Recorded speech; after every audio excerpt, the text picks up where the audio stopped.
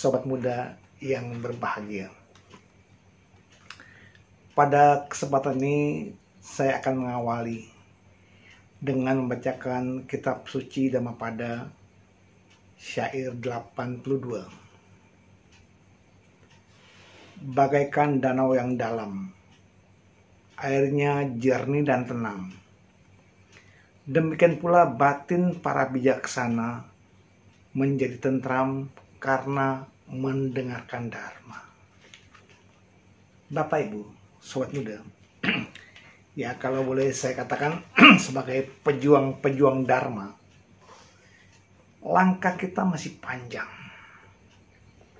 Pembinaan anak-anak sekolah minggu, remaja, pemuda, serta umum adalah tugas dan tanggung jawab kita sebagai pejuang-pejuang Dharma.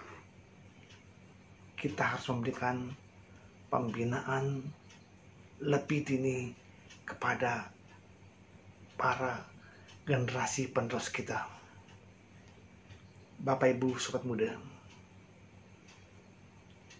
generasi tua, para Dharma Duta, para pandita yang usianya di atas 50 tahun sudah mungkin menghentikan kegiatannya beraktivitas karena faktor usia dan kelelahan. Oleh karena itu, tanggung jawab kita generasi-generasi sekarang ini bantu membina anak sekolah minggu, remaja, pemuda, dan juga pada kebaktian umum. Ya, pada saat kita mengisi sekolah minggu, ada waktunya kita bersikap, kita berceria seperti anak-anak. Mengapa? Karena dunia mereka. Bayangkan, kalau kita hanya mengajarkan secara letterless bagian kitab suci yang pernah kita pelajari di sekolah tinggi agama Buddha, langsung textbook. Jadi, anak-anak pun akan bingung. Kenapa? Mereka belum paham apa yang kita sampaikan. Kenapa? Bahasanya terlalu tinggi. Oleh karena itu, kita ajaklah mereka ceria sambil bernyanyi, ada permainan. Loh, mengapa?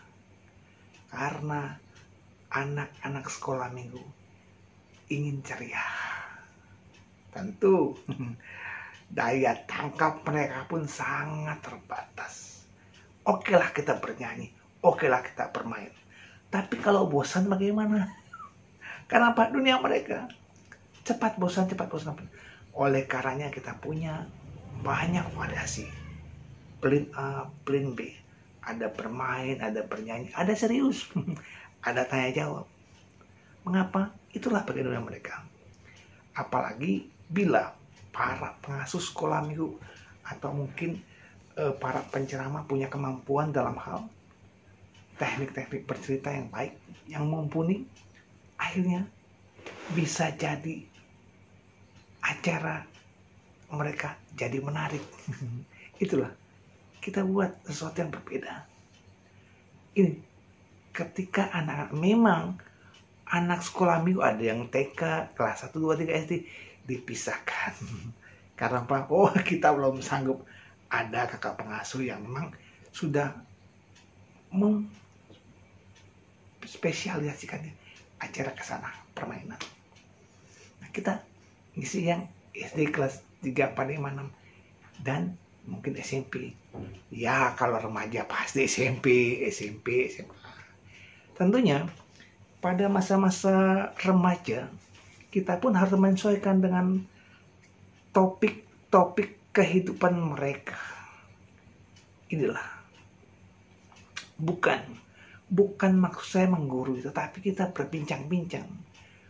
Para pejuang muda, remaja, pemuda, dulu zaman saya masih kecil dengan sekarang berbeda.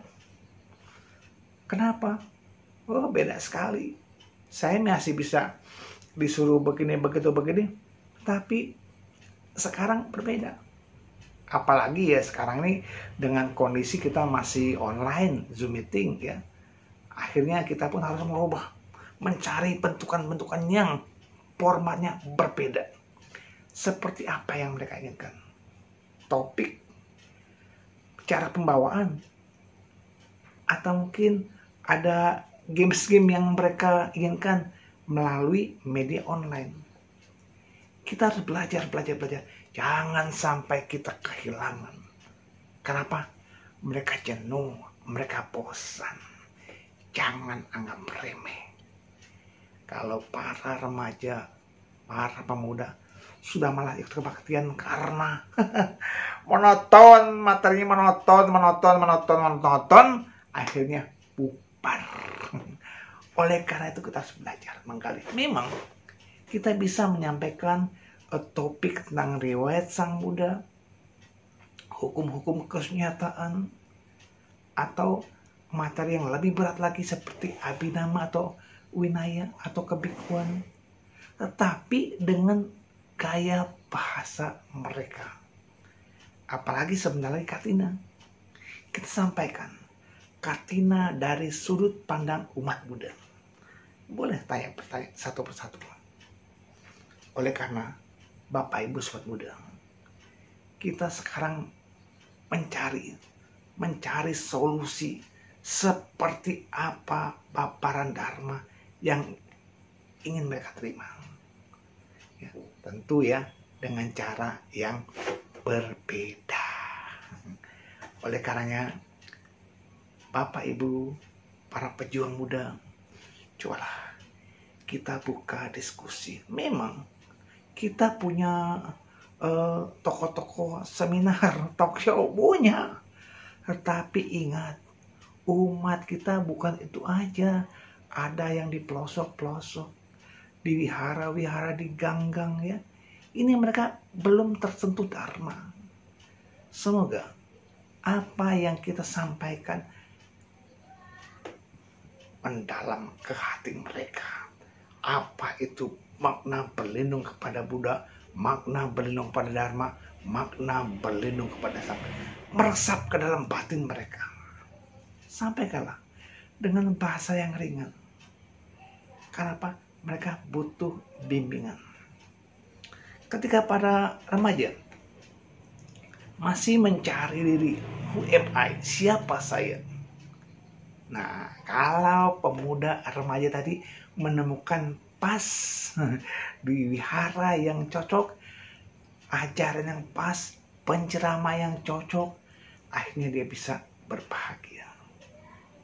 Tetapi Bapak Ibu Sobat Muda, bagaimana ketika mereka mendatangi wihara, mengikuti kebaktian baru pertama, tapi menjumpai hal yang gak seret.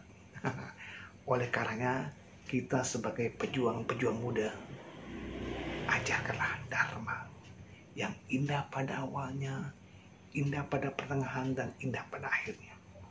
Tentu butuh belajar. Diskusi ya silakan. Bertanyalah kepada orang yang lebih memahami.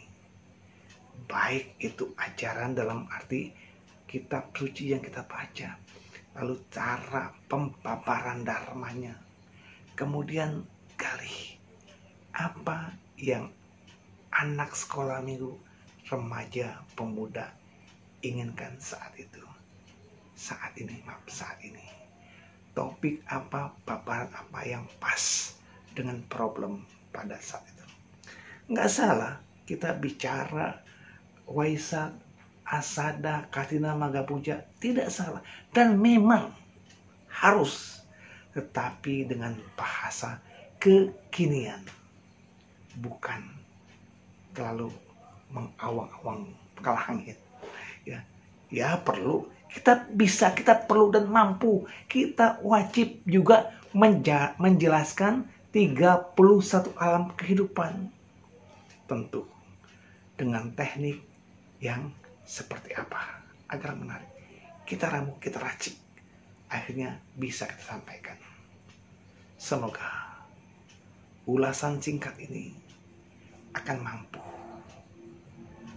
menggugah kembali semangat juang para pemuda, para pengasuh, para guru, dan adik-adik sekolah minggu pun ikut kembali membangkitkan semangat untuk mengisi kebaktian kabupaten. Terima kasih, salam sehat selalu.